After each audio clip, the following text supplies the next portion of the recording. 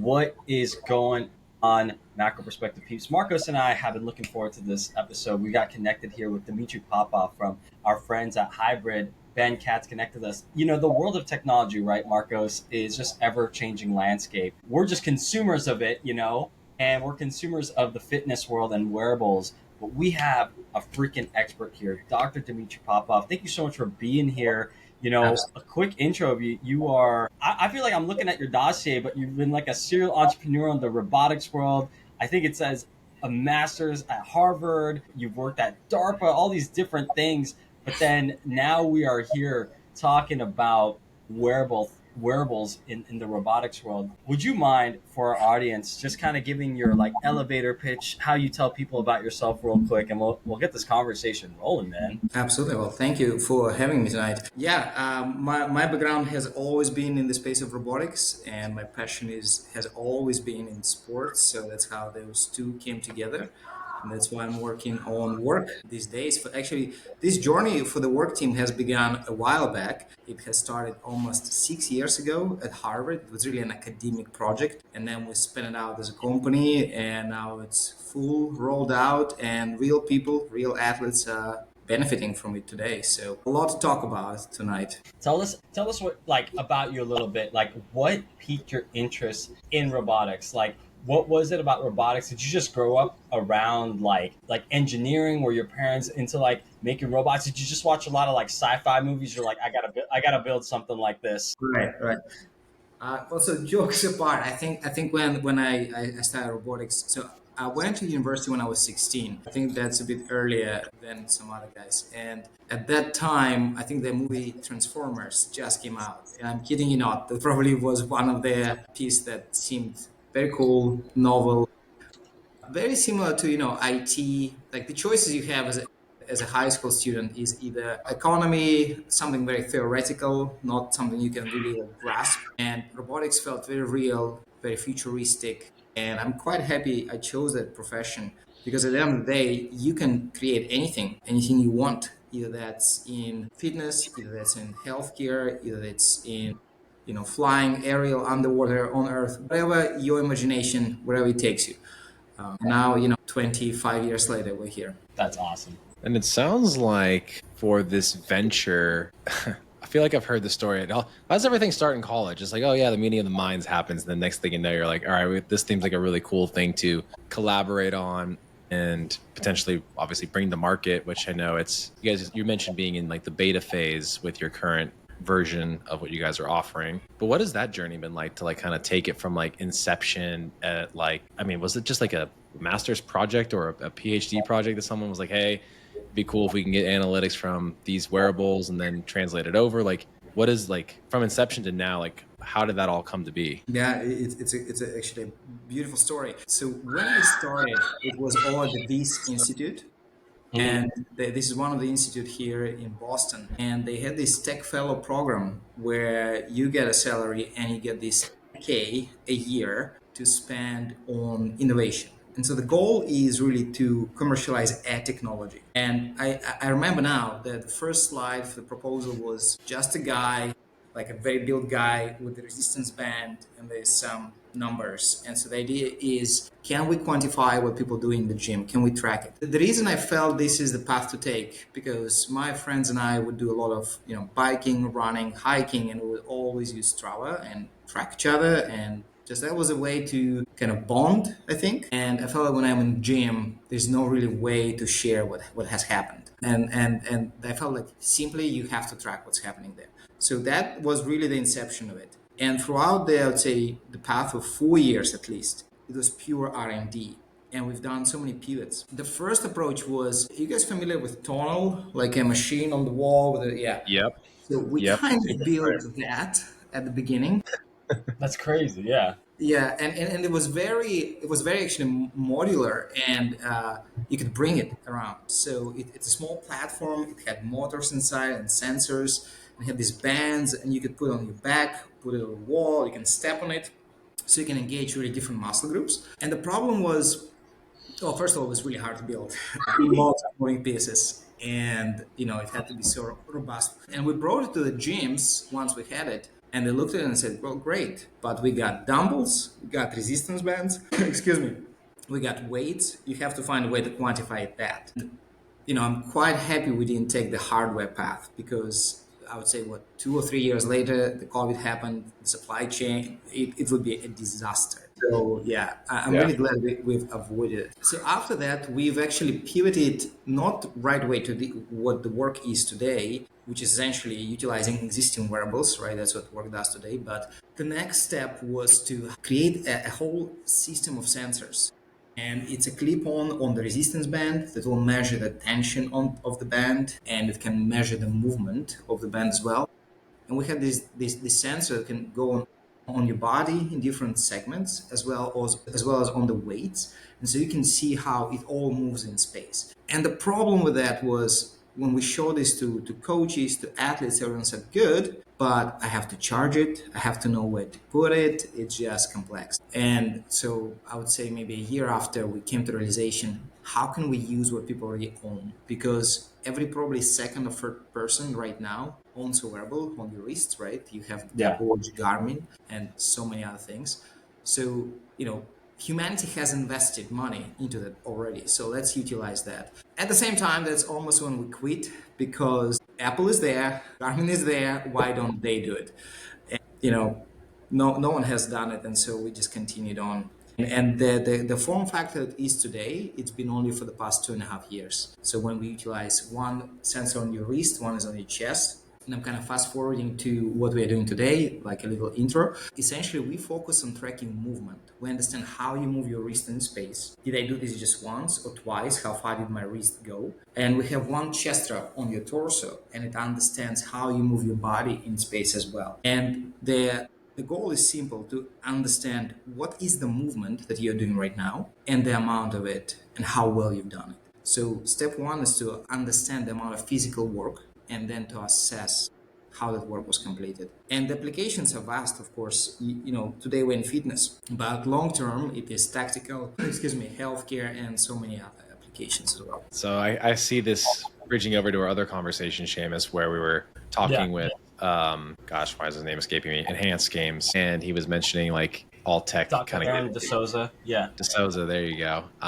And Dmitry, he was mentioning kind of the same thing. Like if you can get into like an idea that gets into the health, and it can kind of change lives, then it can have more utility. So the fact that you're mentioning like, well, it's kind of starting in, call it sport, even though it's not really like sport necessarily, because it's in a modality that would be like health promoting, but to have more utilization in like healthcare, like you just said, I feel like, it's like a real cool thing, that like something that was like emerging from hardware components and resistance bands and ideas of sensors into, or what do people already have? And then like, oh, well then how can we understand like models and create that? Like, that's like astounding that you guys were able to kind of think that through and create that thing. Absolutely. And the healthcare is, for some reason, seems to be like a holy grail for a lot of, especially for investor side, at least from the perspective, everyone wants you to be in the healthcare. And I'm sure they have their reasons. They've seen so many companies succeed and fail.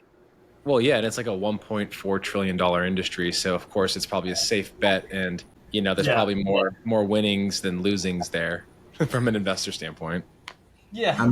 Right. Well, but at the same time, I think a lot of like insurances, a lot of investors, I think, should think about the preventive healthcare, right? What can we do before we even get to the healthcare stage?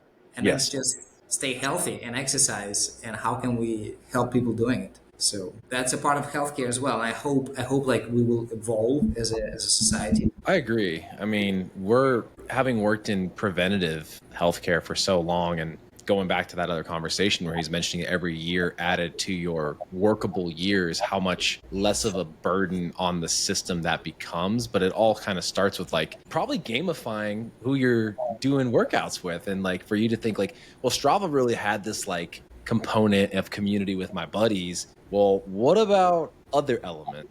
What about the non-cardiovascular related things? And to me, I would prefer your variant of that type of app versus Strava, because I don't necessarily love to go for a run or go for a bike ride and Right. compare my times there. But like, get me under some load or get my body moving in space, sign me right up. So, Well, that's the cool thing about the work is like I'm on the website, right? And it sounds like you guys are measuring over 100 plus movements. It says across all three modalities. So obviously there's the conditioning part, right? We can skip that for you, Marcos, but you've got the gymnastics Yes, and you've absolutely. got the weightlifting, and that's how can we gamify that? Because gamify it as in like you can see the stats of your buddy, but then you Sure. can see their trends. So it's like, let's say, I mean, as a coach, I'm already thinking like, you get your local CrossFit, right? And it's like, all right, this winter, guys, we're doing dead December or whatever, whatever the thing is. And it's like, you want to track the deadlifts for all your athletes. And it's like, there's a gamification of it. And it's like, look, and then you share it on your socials like Strava does, and it's like a freaking movement. And then now people start dating each other based off their deads. Hey, you pull 300? What's going on? That's what Strava became, like a bit of a dating profile. It is, and it all depends on hobbies, right? And whatever unites people and help them share the experience. That's why we're today in CrossFit. Work is mainly deployed in CrossFit, and for the audience, for the athletes that go to the gyms, that's really the hobby, and that's how once you've gone through 1 hour of that heavy grind, sharing that experience with someone, it's a beauty. Like that sucks, and you're like, yeah, that sucks, and no one else can understand how big it, how hard it was.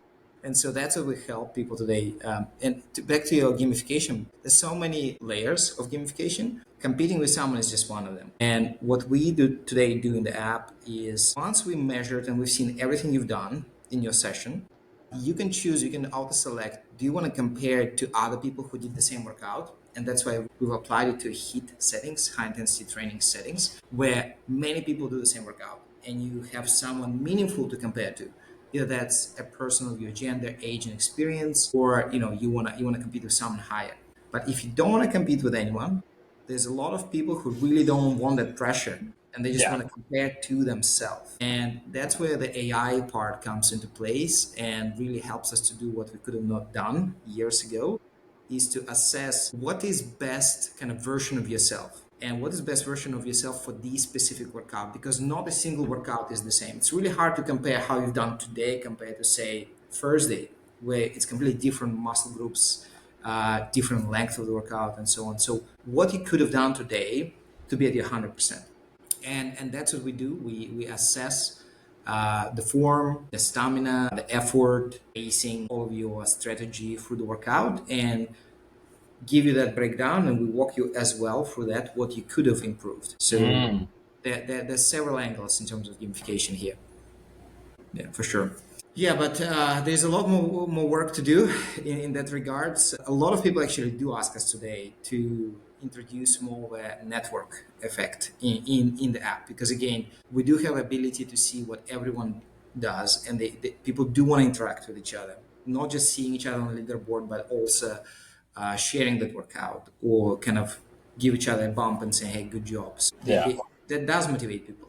That social community aspect is probably why those apps like Strava is doing so well, because they're like, being able to copy that little like transparent photo and then share it onto their thing. So it's like, I think at some point, right, when you do that, I think that's gonna kill it for you, because that's like a consumer like psychology that's gonna be like, I liked it for just for that reason alone, just to share my metrics. I know I would. Yeah, that's right. But yeah, it's really a very complex matter, because gamification has to be very careful, right? You cannot push people over the line, and a Yeah. lot of the technology does. The purpose of technology is all about managing your workload. The idea is that you want to be able to progress at a pace such that you will not injure yourself, but also that you are not losing the gains you could have had. And that's a big part of what we do, understanding the amount of physical work, either that's by muscle group, either that's by joints, either that's by type of the activity. So you said you looked at the website. We track gymnastics, we track weightlifting, we track cardio, all of that. And for a healthy body, you want to find the right balance between that. Especially Yeah. even for the pro athletes, that's a big piece of how do you manage that over time. No, for sure. And I think that is a big component. I think like one of the things that like need to happen is with athletes, especially like the pro athletes, is being like very technical, right? You can't really second guess. I know that for a long time their athletes are just like going by feel or doing all this stuff, but like now all the wearables are there, right? We have the Apple Watch, we got the WurQ, we got the Fitbit, or like we even got the Aura Ring, and it kind of gives you like that concept of like HRV, right? Like your auto regulation, but also like the mechanical. I feel like what WurQ is doing is bringing that mechanical, right? Because you are actually understanding your metrics of like workload, understanding the joint. How would you say like a pro athlete in CrossFit, because we'll just keep it there because I think that's a really great spot, is able to leverage that technology, is able to leverage like, is it forecasting certain things? It's saying, is it saying like, hey, you've been doing this movement in this pattern, you could work on this. Hey, you've been, maybe doing more upper body than lower. I don't know. Like, what is it that an athlete that's in a pro, how can they leverage their data with WurQ even better? It's a good question. There's no a single answer to that because I think we are all a different journey in our fitness Yeah. level. At the beginning, your goal is just, can I learn how to do clean? Can I just do that one movement well? And after, say, a year of training, you suddenly find yourself that, okay, I can do most of the movements. Now what's next? Lots of CrossFitters that you're going to meet, they've been doing it for 6, 8, 10 years and they don't quit. And that's just what they do. That's their lifestyle. And the reason I'm saying it because to continue yourself staying motivated, you need to find those mini challenges every month, every 2 months. And for someone that could be, can I improve my pacing strategy to complete a certain workout faster? And where can I cut those transition times between the stations? If you know what the CrossFit is, it's pretty much killing yourself for the period of 20 minutes, trying to complete as much work as you can within the shortest time possible. And you should be very wise about how do you start, how do you control your heart rate, how do you control your movements throughout. And we can show them set by set, second by second, how did you behave, where did your pacing drop, where did you rest too long, where did your heart rate spike, and which movement has spiked your heart rate. And that eventually, as well as in our LLM, does give you those insights and tells you how to adjust it later. And then just within pacing, uh, the other piece during, let's say, strength section, form is important, right? So you keep loading the bar or any if you're doing with dumbbells something, but more often it's a bar. And now you have to make sure, okay, you put another 20 pounds, but if you're breaking your form, you're not impressing yourself or anyone for too long, you're about to get injured. And so the goal here is to look at the consistency of your movement and how long you sit. So what our wearables do is they can see for every rep, so you do a back squat, for every rep, how low did you go down and the speed of your bar as well. And in sport and athletics, there is a whole concept of velocity-based training, and which helps you to understand your body strength and power production based on that. So all that to say, there's so many domains you can auto select where you want to take this. Data is data, and it's objective. What we are trying to do better these days, we've integrated LLM like ChatGPT, right, or anything else like it, which will help you dig into the data points we've measured and answered your question like if it was a coach. And we're trying to be very balanced about it. So we don't want to become coach. That's never really our aspiration, because I personally believe the best coach is a human to another human, because you build the trust, you accountability, and what we want to do is to become basically a fact machine that tells you this what has happened. It's your decision what to do with it, and we give you all the evidence to make the decision and education. But it's your decision or your coach decision, and that's how we see ourselves scaling as well. So to answer your question, yes, you can in a hit you can learn the better strategies, weights, selections of weights, selections of your workload, selection of exercises. Every gym will have a program for you, but there's always a side workout where you can hit the muscle groups that were not engaged enough for you because we are all different from one another. Or you can approach a coach and ask them, what do they think based on your data that needs to be improved? And they'll have good understanding of it. So you've been able to actually do velocity-based training understandings through these two devices, even though they Correct. weren't initially intended for that particular use case. Yeah. So every wearable, like an Apple Watch, Garmin, Polar, you name it, most of them have a sensor inside called IMU, or internal measurement unit. And so what it does, it measures acceleration in space, so how fast you're moving. It measures orientation, so where are you looking. and magnetometer, which is where's the planet Earth. And if you apply a lot of science, nerdiness, and math to it, you can figure out eventually how does it move in space. And the challenge that's been out there for many, many years is that those sensors, they have a noise inside, right? The signal is not very clean. And when you apply the math to them, and you apply integration and so on, you create artifact signals. And so you can't really understand well. Let's say if you take your phone and you put it on the table, which also has an IMU inside, every phone has it, and you'll try to get a displacement of the phone, you won't be able to. It will just drift all over the room. You will not be understand where it is in the room. And the magic here is to actually get rid of this noise. And that's what we've done well. And yeah, we've shown the accuracy is pretty high compared to even motion capture lab. So at Harvard, we have this motion capture lab, like when they shoot the movies and they have these cameras on top and you put dots on people, right, for video shooting. That's eventually today is a ground truth way to measure displacement, speed, and so on in 3D space. And so comparing to that, we were able to achieve close to 98% accuracy of measurement of velocity and range of motion. Damn, that's crazy. So you're using the gold standard as a comparison tool to see how well your math Correct. stacks up with the, again, trying to parse through all the noise and the interference signal is kind of happening as it's being utilized. So Right. Is that even the chest strap monitor includes that type of device, the IMU or the thing you're mentioning here, or is it only the watch? Well, every watch does have it. Okay. I would say some chest straps have it, some chest monitors have it. Not every chest monitor has one. Okay. Which ones in particular are like compatible with the software, I guess, in this case? Yeah. Like an H10 Polar, or is it something a little bit different? So I've been bugging the Polar guys for a long time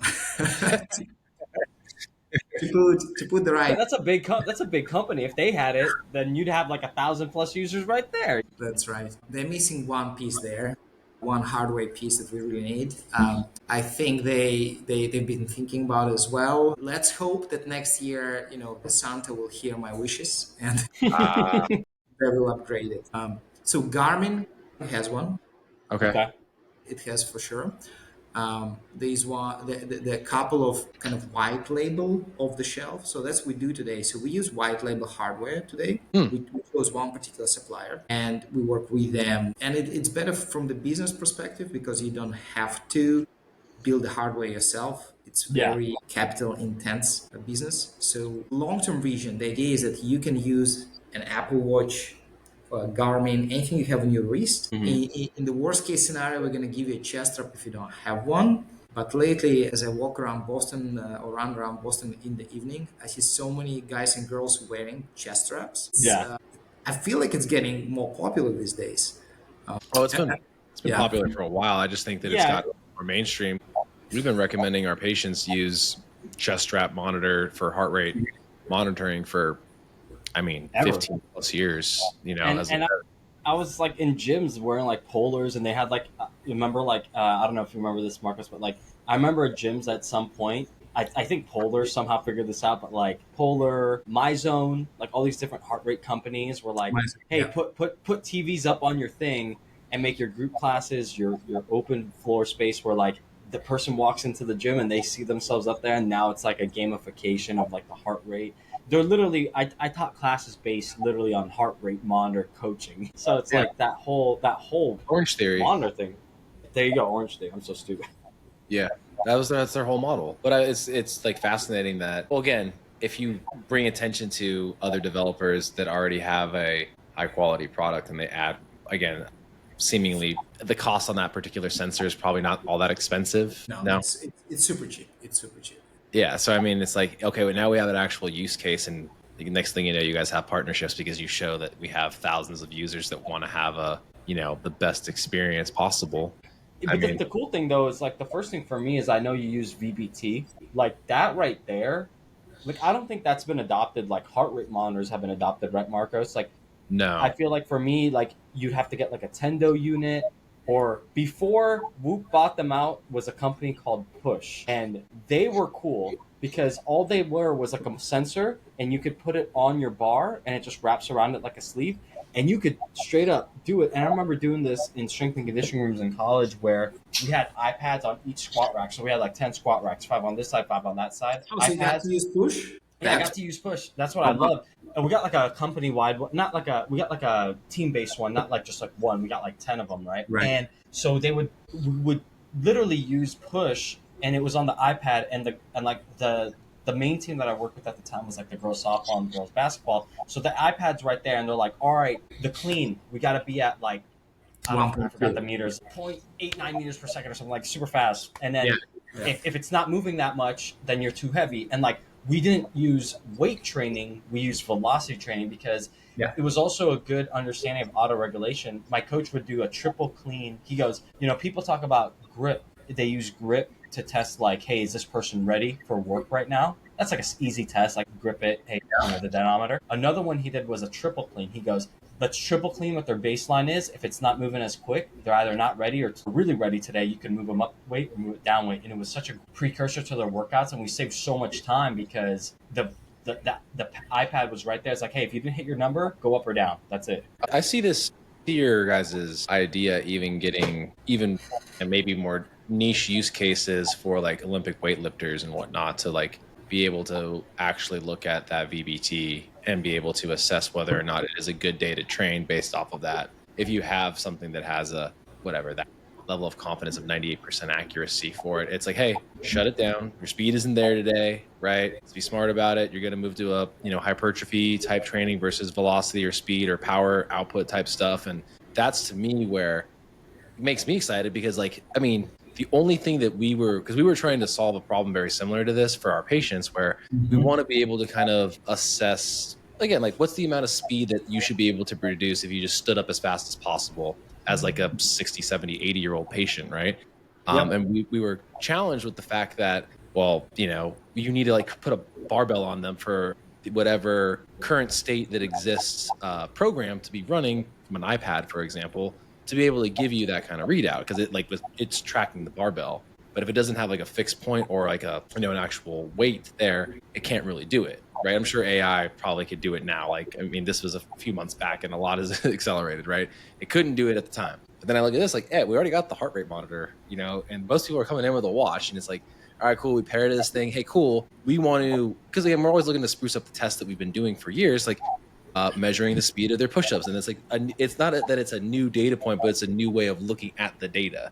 How fast are they doing it and how much power output are they doing? And a lot of really cool things. And you can trend that, right? Because it's like, yes, you still did, let's just say someone did 25 push-ups. Okay, great. But the next year you did 25 push-ups, but you just didn't have that much oomph to it, right? Look at like the time in between. Like you could get very neurotic about it, but from a clinical standpoint, or like you're saying, like in the healthcare, it's like, oh, that might be trending some sarcopenia. I don't know. I'm not saying sarcopenia, but like, you know what I'm saying? It's like might be trending some muscle loss, some muscle power endurance. Something's going on there, and I think that could be like more data in that sense. That's easy to use, right, Marcos? Like you're talking about, it's like, oh, that's easy adoptable. Yeah. For us, like things that don't have to get out of the scope of what's pretty much expected for this day, but also adds a little bit more flair.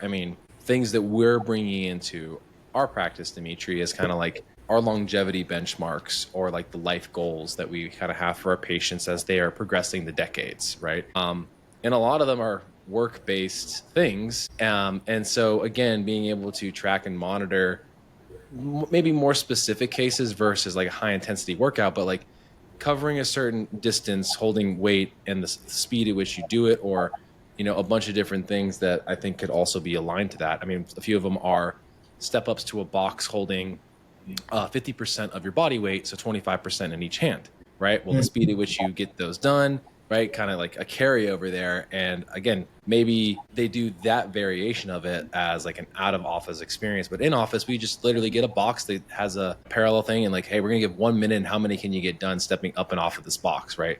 What's your speed and power output? So like to me, I look at a lot of these things and like the nerd in me from like a practitioner is looking at a lot of things that are like, man, this is really cool because then we can just be collecting this stuff in the background and maybe we don't know what to do with it quite yet, but eventually we might have something, or you can actually like see a trend, based on, for our the programs that we work with is a lot of HRT, right? It's like, are the health benefits of hormone, optimization actually yielding this type of thing? And then how do you quantify it? Because again, we kind of know it's to be true, but then to actually see it and kind of just write up some little, my own little study. I kind of want to just like use an in-clinic study of like, I'm going to anonymize everybody. Here's all the different ages, like I never got that like piece of academia personally. Yeah.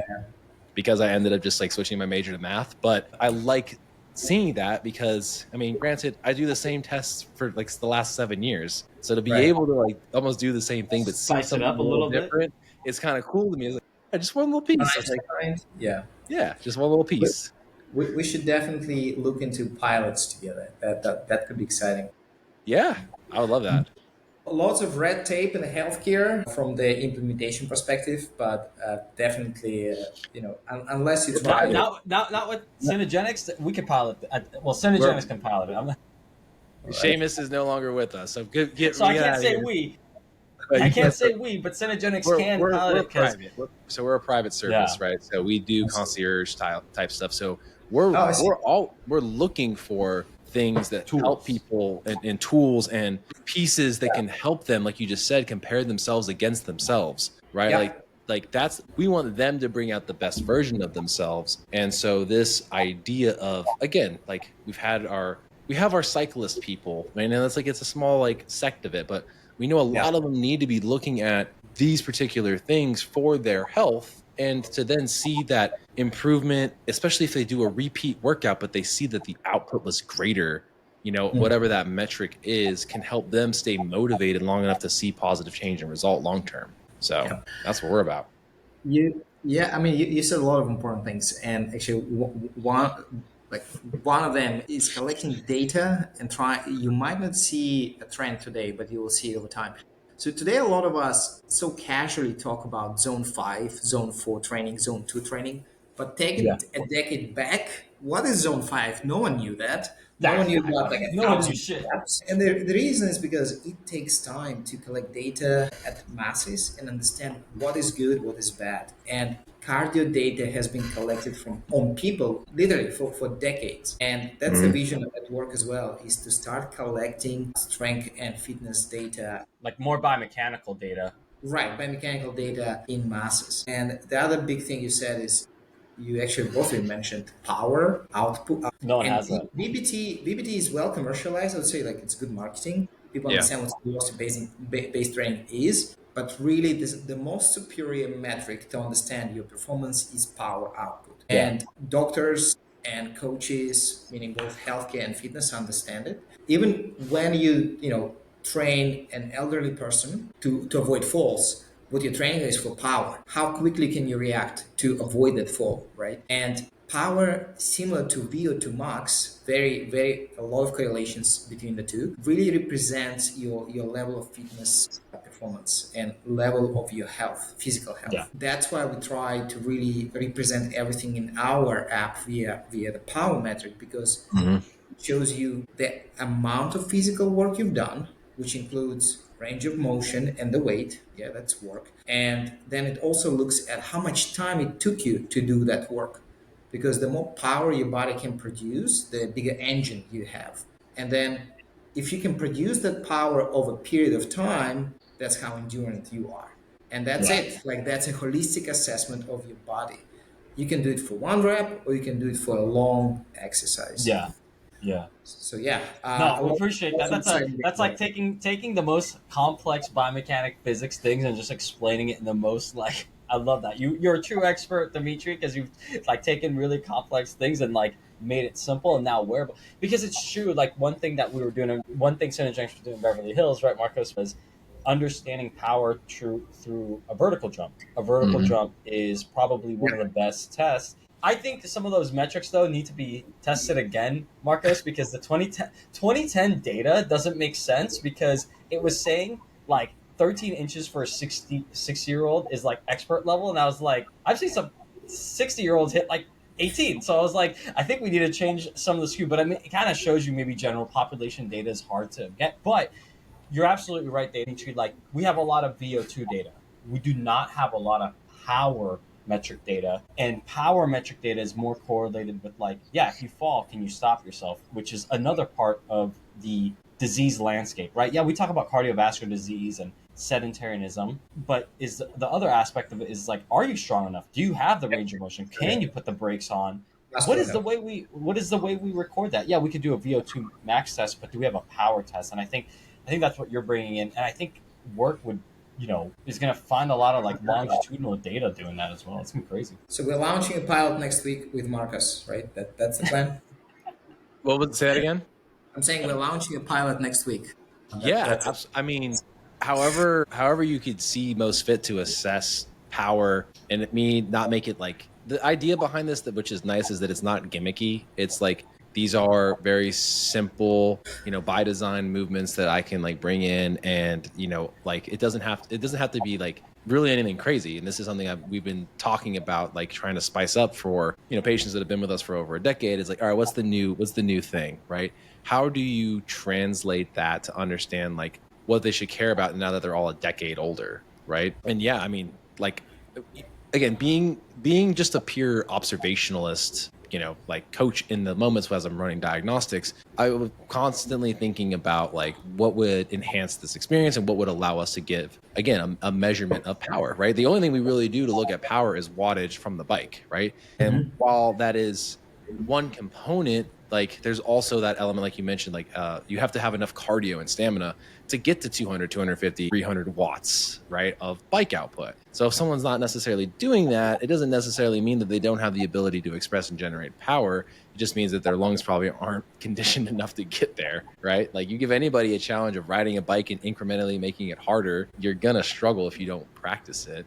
So, and that's where, again, like, you guys being in the CrossFit space, like there is this, the users that are generally doing that, depending on where they're at in that CrossFit journey, you get someone brand new off the street just starting out, they're going to have a very different level of that expression of power. But as they get into a month in, and then 3 months, and then a year and 3 years, right? I've seen those evolutions from coaching that in that perspective. I mean, a lot of the times in the CrossFit thing, and which would be really cool to monitor, is like we would usually have people come in off the street. Their first workout is baseline.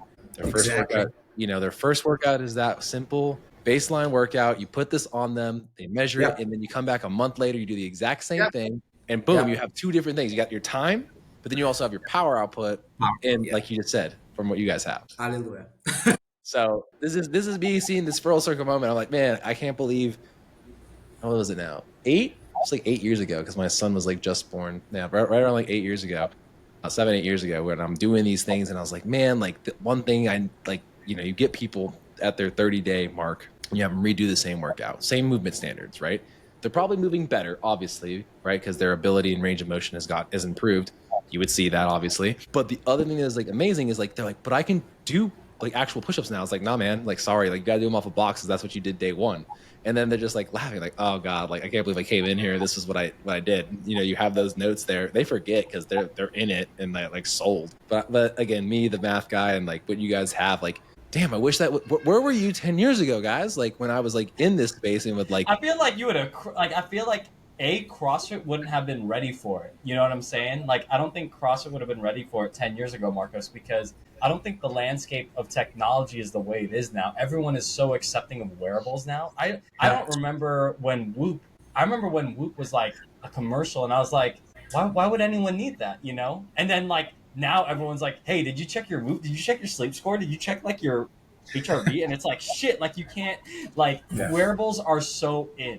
Wearables are so in now. So I don't think it would have worked 10 years ago, Dmitry. It probably would have been like a pilot first, But also for me personally, though, like I would have a hard time using a wrist wearable, Dmitry. So like what about someone that doesn't like having something on the wrist because they have to use wrist wraps to be able to get the proper data? Like is the chest strap going to be sufficient for a lot of things if that was the route that I went and I don't like the wrist thing? Or if I took my WHOOP and I moved it up to like my bicep and I know it doesn't get that full range, like what does that look like? It really depends on how accurate you want to get, right, about the work you do. The reason we have a wrist strap is because you hold weights with your arms, and that's the closest location to the actual trajectory of the weight. And when you want to try to understand the power, the work, the range of motion, you have to look at that center mass. That's why the second sensor is on the torso, because when you do push-ups, when you do pull-ups, when you do box jumps,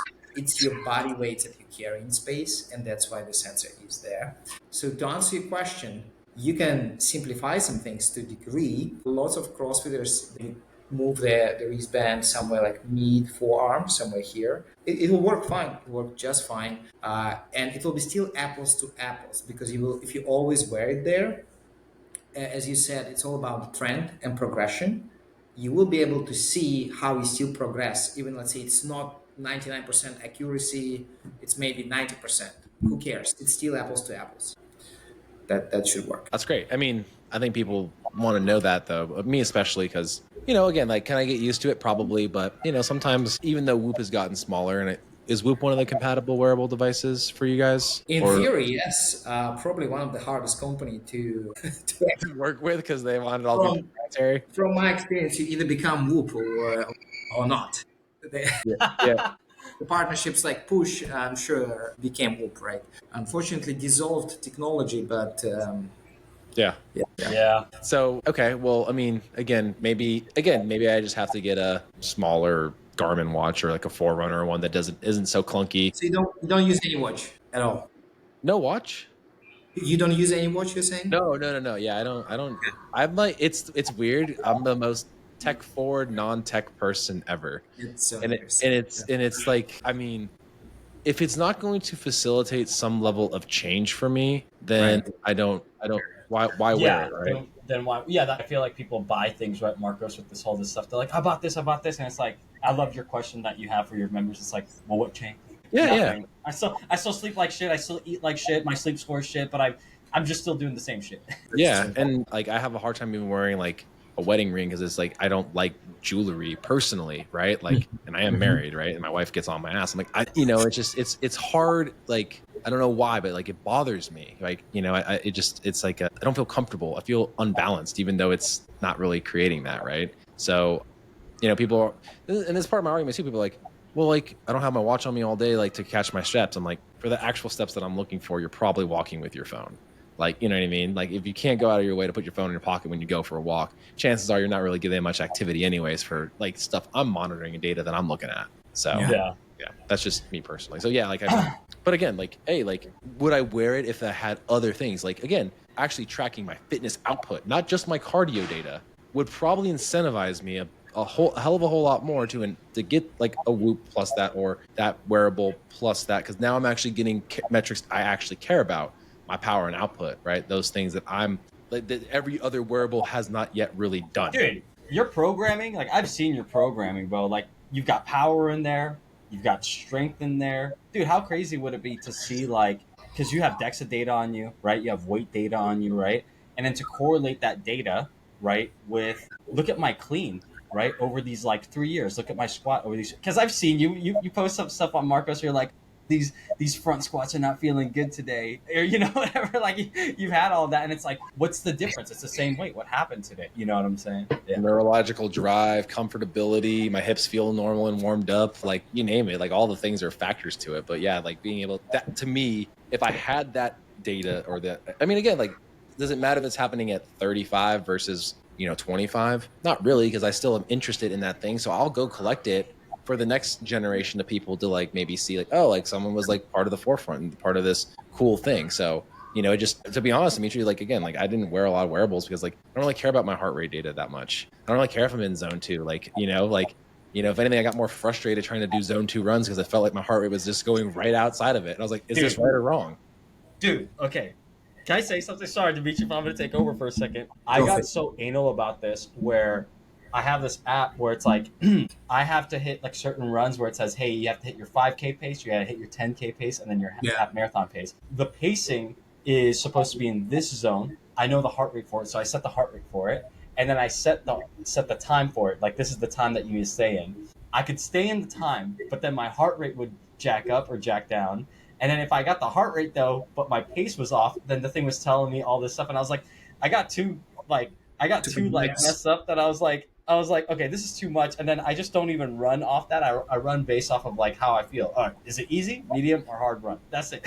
Simplicity is always the best thing. And There's so many wearables that, we focus on movement, but there's so many wearables that focus on measuring the sweat, measuring hydration, measuring glucose level, right, and so on and so I forth. saw this one that does the nitric oxide, the NOx or whatever. Yeah. All that to say, the moment all the companies will unite and finally bring it all together, Marcus will finally put one on. He will have You know, no choice. that's the day, right? I think in 10 years, because there's labs doing this, right? Dimitri, you probably know this. I'm also Is just cheap, so I Yeah, don't really want to yeah, that's have a true too. subscription to like a million Subscription to things. like, but there's going to be a moment where glucose is one of those things, right? There's going to become a Yeah. point where you're just going to have biometric, whatever you call it, and it just knows your hormones in real time. It knows your thyroid in real time. It knows your glucose in real time. And blood work at some point is going to be like irrelevant. You don't got to take blood out. You just have blood work happening all day. You know what I'm saying? So yeah, they're going to unite one day. Someone's going to do it. Well, Dimitri, they could just take the chip and plant it in my wrist. I'll just get a small little subdermal, like. Exactly. But no, I mean, I feel like I'm excited to see where it goes. I know that I think I've seen a bit more information from you guys on socials, coming out, which is really cool. And I mean, again, the beta, but I know you, before we were getting started with everything, you kind of mentioned the beta access to people. Yeah, that's right. So we launched the beta program. Now it's been 2 months. It's going really well. We have very exciting athletes that have joined. We shipped several hundreds of systems already in the field every day, people doing the workouts. So definitely invite more people to join the program. You learn a lot about your fitness level, how to improve it, and you get to interact with quite inspirational athletes as well, who provide the insights and exercise science insights in this program. So it's very forward-looking community, I would say, to join, especially if you're into the fitness. So maybe we'll get Marcus into this program after this call. That will be exciting. I'll do it. You will finally wear the first wearable. Join the beta, Marcos. I did it.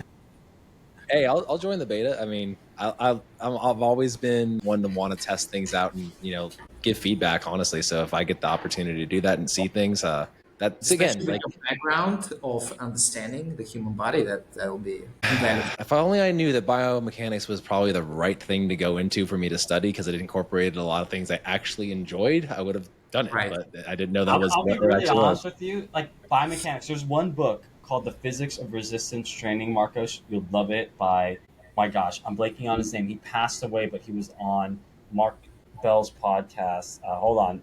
The Physics of Resistance Training. What's this guy's name? Doug Brignoli. And dude, he talks about biomechanics and stuff like that. It's a very simplified version, but dude, biomechanics, what I hate about biomechanics, and Dmitry might know this, is when I was going through my degree, all you had was this shitty software where you just, hey, what's the hip, knee, foot angle? And then you just looked at gait mechanics, and everything was gait mechanics. Gait mechanics, gait mechanics, gait mechanics. Yeah. And then when you get to the higher level, they're like, oh yeah, let's do a vertical, or let's do a plate, a force plate. But I was like, but it doesn't give you much. It doesn't. I don't know, like how they made it practical. Like what, you just do more stepping studies and you do more like jumping studies. Like there's more movement. There's more movement.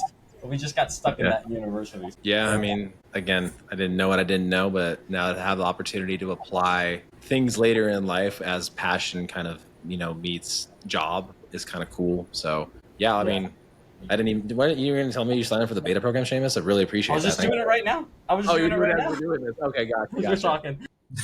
He's ahead. Is there any ahead. criterias that people, if they were interested in doing that they need to have or to like be given access? Because I know that sometimes people restrict that for beta stuff. Yeah, so there's a short survey. You can answer only 5 questions. We're going to look for your background and your experience, as well as the phone you're using and so on. And so if that matches, we're going to send you the invitation. It's a heavily subsidized. We're actually taking on a lot of cost for the hardware to make it really cheap for people to be able to test it. Yeah, so I think it's really once in a while opportunity. So definitely check it out. And that is so cool of you guys. Seriously, that's awesome. I give like a major thank you from like all the athletes that are getting it subsidized. That's awesome. Seriously. Absolutely. I'll have my wife fill out the survey too, because she's more heavily involved in CrossFit space than myself, and probably would find. She is, yeah. She's still. That's where we met, actually. Be like, hey, she's always looking at her heart rate data on her watch, her Apple Wow. Watch, and then, you know, get Yeah. the other component to it. And then, hey, like, you know, is this something that's keeping you interested? 'Cause she always, you know, calls me. Guess what I got on this workout? You know what I mean? So I'd be like, all right, well, what'd you get on like this thing? You know, Yeah. does it bring more, you know, camaraderie and community of like, you know, how well did you perform against someone else that did maybe a slightly different weight than you? And how are you guys comparing yourself again? Because a lot of people that she works out with might be 15 years older. So Yeah. like There's that relative data. Yeah. yeah. But gentlemen, I know it's late. What a pleasure. Thank you for Yeah. inviting me here. Yeah. It was fun. Dude, thank you so much, Dmitry. Well, I'll close it out here, Marcos. I know. Dmitry, thanks so much. I know, like, I was bothering you. We try to make it happen, all Oh, this. no, So no, no. thank you so much. This is awesome stuff. That the next phase of the human movement is in technologies that people don't know about yet, and that should be at some point. We know, Marcos and I know, should be the forefront, right? Power, all these different things. Where can people find you, Dmitry? And is there anything else happening? Because by the time this comes out, it's around like Thanksgiving, maybe the holidays. Are you guys doing anything there that they can look into as well? Yeah, definitely go to the WurQ.io website. That's where you can learn more about the tech. That's where you can sign up for the beta and see any up-to-date announcements whenever this is out. So Perfect. WurQ.